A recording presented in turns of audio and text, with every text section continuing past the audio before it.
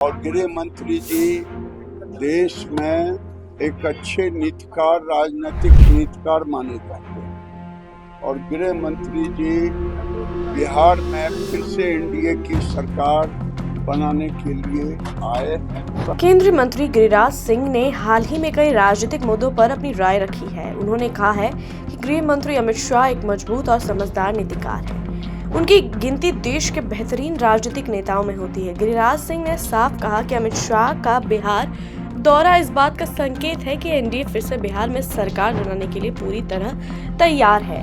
प्रियंका गांधी के बयान पर भी उन्होंने तीखी प्रतिक्रिया दी। प्रियंका गांधी ने कहा था कि 20 साल से सरकार क्या कर रही थी जो अब पैसे बांट रही है। इस पर गिरिराज सिंह ने पलटवार करते हुए कहा कि प्रियंका गांधी जनता को मूर्ख बना रही है। उन्होंने याद दिलाया कि कांग्रेस ने 50 साल राज किया लेकिन गरीब महिलाओं के लिए कुछ खास नहीं किया। इसके उलट नरेंद्र मोदी सरकार ने महिलाओं को आत्मनिर्भर बनाने के लिए बड़े कदम उठाए हैं। उन्होंने कहा कि मोदी सरकार ने देश भर की महिलाओं को जोड़ा, उन्हें बैंक खाते दिए और लोन उपलब्ध कराया। आज देश में 11 करोड़ महिलाएं जुड़ी हुई हैं और बिहार में लगभग 2 करोड़ महिलाएं इस लाभ से फायदा उठा रही है। उन्होंने बताया कि बैंकों के जरिए 11.5 लाख करोड़ रुपए दिए गए हैं। जरा सुनिए इस वीडियो में गिरिराज सिंह और क्या कुछ कह रहे हैं। अच्छा, गृह मंत्री जी कोई पुजारी है, वो तो राजनीति की ही बात करेंगे आए हैं।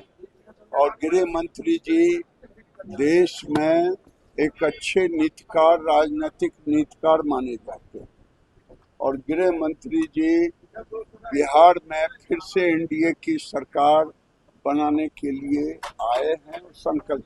गिरिराज सिंह ने कहा कि अमित शाह बिहार आए तो इसका मतलब साफ है कि एनडीए पूरी मजबूती से बिहार में सरकार बनाने की तैयारी कर रही है।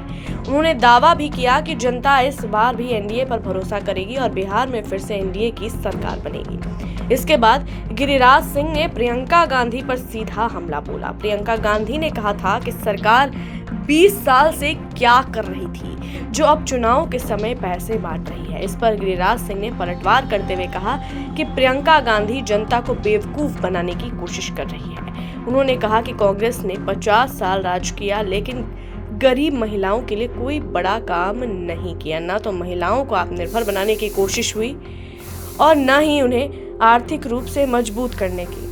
उन्होंने यह भी कहा कि बिहार की धरती राजनीति से भरी हुई है। यहाँ के लोग राजनीति को गहराई से समझते हैं। वे जानते हैं कि कौन उनके हित में काम करता है और कौन सिर्फ वादे करता है। इसलिए प्रियंका गांधी जैसे नेता बिहार की जनता को मूर्ख नहीं बना सकते। तेजस्वी यादव के बयान पर भी गिरिराज सिंह ने व्यंग किया। तेजस्वी यादव ने कहा था कि अगर किसी ने उनकी बहन पर टिप्पणी की तो वे चुप नहीं बैठेंगे। इस पर गिरिराज सिंह ने कहा कि कोई क्यों बोलेगा, तेरे आंगन में मेरा क्या काम। उनका इशारा साफ था कि तेजस्वी बिना वजह ऐसे बयान दे रहे हैं जिनका कोई मतलब ही नहीं है। राजनीति में सिर्फ बयानबाजी करने से जनता भरोसा नहीं करती बल्कि जनता काम देखकर वोट देती है। पहलगाम आतंकी हमले को भी लेकर पाकिस्तान के प्रधानमंत्री ने कहा था कि बिहार की सरकार इस मुद्दे का राजनीतिक लाभ ले रही है। इस पर गिरिराज सिंह ने कड़ा जवाब दिया। उन्होंने कहा कि पाकिस्तान की हालत इतनी खराब है कि उसकी जुबान भी नहीं खुल पा रही है। आतंकी संगठन अब डर के मारे घरों में छिपे हुए हैं। पाकिस्तान पर अब दुनिया भर का दबाव है और भारत की मजबूत सरकार आतंकवाद को कभी बर्दाश्त नहीं करेगी। गिरिराज सिंह ने कहा कि नरेंद्र मोदी के नेतृत्व में भारत की छवि पूरी दुनिया में मजबूत हुई है। आज कोई भी देश भारत की बात को हल्के में नहीं लेता है। गिरिराज सिंह के बयानों से साफ है कि वे कांग्रेस और विपक्ष को घेरने के साथ साथ बिहार की जनता को यह संदेश देना चाहते हैं कि एनडीए ही उनके लिए सही विकल्प है।